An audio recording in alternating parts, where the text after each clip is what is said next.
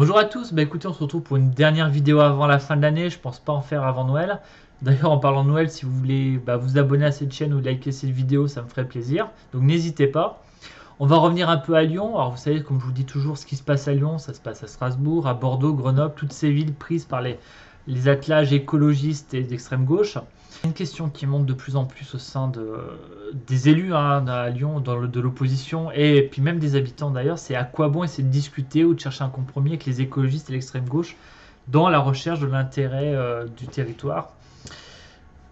Alors du temps de Gérard Collomb, c'était pas l'homme le plus facile à gérer pour essayer de trouver un compromis, mais il y avait quand même une concertation avec les maires, une recherche du compromis pour essayer dans un lieu donné, de répondre au mieux à l'intérêt de ce territoire, dans le cadre de la politique globale qui était voulue par Gérard Collomb, ou même ses prédécesseurs. Ça a toujours fonctionné comme ça et ça marchait très bien. Là, ça change un peu parce qu'on a quand même des gens qui sont militants, qui le revendiquent en assemblée, disant on est militants, c'est notre fierté, on appliquera notre programme à la lettre, quoi qu'il en coûte, et quelles que soient les oppositions. Donc, et on le voit dans la pratique, et en gros, un maire aujourd'hui parfois découvre des choses qui se font chez lui parce que la métropole a le pouvoir de le faire sans le concerter. Donc, c'est quand même assez différent de ce qu'on a vécu jusqu'à maintenant et c'est quand même très radical dans leur manière de faire. Alors, avant de commencer, pour bien comprendre vraiment ce qui se passe, moi j'aime bien simplifier un peu les choses parce que enlever un peu le vernis sur les choses. Quand vous regardez l'écologie politique, vous cherchez un peu à la déconstruire. Si vous enlevez le vernis de la défense de l'environnement, de la qualité de l'air et des petits oiseaux et de l'eau, toutes ces choses qui aujourd'hui sont assez transpartisanes au final, vous apercevez que vous avez une vieille politique de la gauche qui est juste passée au greenwashing. Vous retrouvez d'un bon vieux anticapitalisme. C'est par exemple quand dans une ville qui a connu la Lyonnaise des Eaux, qui a été pionnière dans la délégation privée de la gestion de ces eaux, que comme Lyon, on se retrouve avec la création d'une régie publique des eaux. C'est-à-dire que la mairie va gérer ça en direct. Moi, ça me fait un peu peur. Je me demande comment ça va se passer. Bon, la gestion des entreprises par la gauche, je sais pas, regardez la SNCF. Vous trouvez un peu de wokisme. Faut pas oublier que le wokisme, c'est une idéologie de la gauche française des années 60 qui est partie en Amérique. Le racisé a remplacé le prolétariat et c'est revenu en France. On se retrouve donc avec ce truc bizarre d'écriture inclusive, de budget genré, de vision de la société qui est assez étonnante, qui ne correspond pas d'ailleurs encore à la vision qu'on en avait à Lyon. Et puis après, il y a plein d'autres, un peu d'islamo-gauchisme par-ci par-là, et quelque chose qui est, par rapport à ce qu'était, on va dire, la gauche de la gauche, le communisme dans les années 60, là, il y a plutôt un mépris justement du populaire, vous voyez, dans le Tour de France, qui est un peu leur petite touche à eux.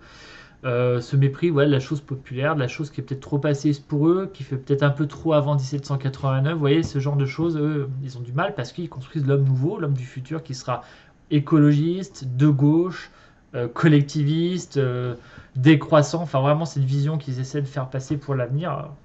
Il y a deux visions de la défense de l'environnement. Il y a le progrès et la décroissance. Moi, j'ai plutôt pris le progrès, mais bon, voilà. Donc, une fois que vous avez fait ce travail-là, et que vous regardez un peu ce qui se passe à Lyon, vous voyez que les choses sont beaucoup plus claires, qu'en gros, on a des gens qui appliquent un programme d'extrême gauche, dépenses, quand vous voyez que Doucet nous dit, écoutez, on va faire du fonctionnement puisqu'on a les moyens, c'est comme il poussait la vieille chaudière au fioul à 28 degrés parce qu'il a les moyens de payer la facture, au lieu d'investir dans une chaudière bois qui serait écologiquement peut-être plus intéressante. Voilà, donc c'est un peu cette mentalité de dépenses publiques, d'autoritarisme dans la prise de décision, et puis aussi de dénigrement de l'adversaire. Vous savez, dès que vous opposez un peu, vous critiquez un peu la politique vélo sur certains points, parce que globalement tout le monde est pour le vélo, mais sur certains points on peut la critiquer dans la manière de faire. Vous êtes traité de boomer, vous êtes un ancien, vous êtes un vieux mâle blanc, un boomer, vous êtes dénigré en tant que tel.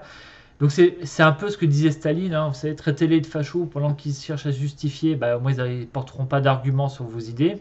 Donc en gros, c'est cette vieille pratique-là.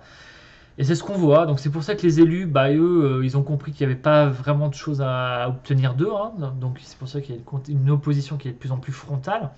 Ou par exemple le Citra, là, le syndicat de gestion de la mobilité dans le Grand Lyon, enfin dans la métropole de Lyon, et ben, il n'y aura pas d'opposants parce qu'ils ont compris que ça ne servait à rien d'y aller. De toute manière, tout était décidé en amont. Il n'y a pas de discussion. Vous savez, les réunions avec eux, ça dure des plombes. Ici, il y a que du blabla et à la fin, vous votez un truc. Des fois, vous n'en avez même pas parlé durant la réunion. Et de toute façon, tout avait été décidé avant. Mais par contre, ça vous a pris la journée, voire plus. Donc voilà, ils ont décidé ça. Moi, je suis assez d'accord avec eux dans le sens à quoi bon. Donc autant aller faire s'occuper des mairies directement sur le terrain.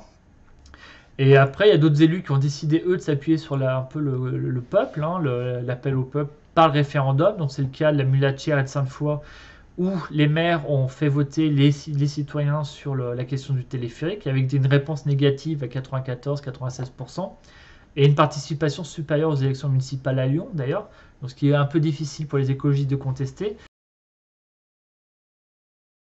On s'aperçoit que dès que c'est une opposition qui est massive, qui est du peuple, qui vient de la base, et ben là ils sont un peu perturbés parce que vous savez, ils sont la bien-pensance, ils sont le peuple, vont dans l'intérêt des gens, des vrais gens pour eux. La droite ne comprend rien, ne sert pas le peuple et compagnie. Donc ça, c'est assez gênant pour eux d'avoir une opposition populaire. On l'a vu aussi à la Guillotière où les associations d'habitants, les habitants se sont plutôt révoltés face au blabla des réunions de concertation. On leur parlait d'arbres, de piétonisation, de suppression de places de stationnement, alors qu'eux, ils avaient plutôt un problème avec les mineurs isolés, qui est aussi une responsabilité de la métropole, des problèmes de sécurité, les caméras qui marchaient pas. Voilà, donc c'était plutôt là-dessus et on leur répondait pas à leurs questions, parce qu'idéologiquement, ça rentrait pas dans le cadre de ce qui était voulu. Donc voilà, c'est une vraie question. Alors attention, parce qu'il y a beaucoup de concertation, ça noie les gens, ça dure des plombes, il y a beaucoup de blabla, il y a une autosatisfaction organisée, hein. Vous savez, les questions sont posées par des militants, c'est simple, l'élu répond avec des applaudissements derrière, tout est préparé. Ils sont très bons là-dessus, hein, meilleurs que la droite d'ailleurs, c'est dans leur tradition. Donc pour organiser ce genre de choses, ça dure des plombes, ça décourage les gens et finalement les gens ne viennent plus et ils restent dans un entre-soi et puis on se dit, ah ben ouais, c'est très bien passé. Donc moi, la question que je vous pose, c'est est-ce qu'il ne faut pas mieux manifester votre mécontentement avec des pancartes devant la salle de réunion en disant on n'en veut pas? Ça vous prendra peut-être 1 heure au début de la réunion avec la presse qui vient. Après, vous pouvez rentrer chez vous et puis vous les laissez blabater pendant 4 heures dans leur salle. Et puis au moins, vous avez marqué votre opposition. Ça peut être la création de d'autres référendums, hein. Bon, moi, j'ai pas de problème qu'on fasse des référendums sur des sujets. D'ailleurs, ça va dans le sens d'une démocratie un peu plus directe, hein. Vous voyez, on fait un téléphérique, ça passe chez vous, vous en voulez pas. C'est mieux qu'une concertation organisée parfois. Là, je pense que si on faisait un référendum sur le métro dans le 5e, j'aurais un oui qui passerait. Voilà, bon. Donc il y a ça, et puis après il y a l'interpellation de vos élus dans les réunions, hein. Vous pouvez aussi les interpeller, mais à mon avis vous aurez droit à une non-réponse, vous aurez droit à du blabla, et si vous êtes un peu trop virulent, à vous faire conspuer par des gens dans la salle qui sont là pour ça. Donc voilà, écoutez, sur ce, je vous laisse à la réflexion, je vous souhaite de belles fêtes de Noël et de fin d'année, et je vous dis à très bientôt.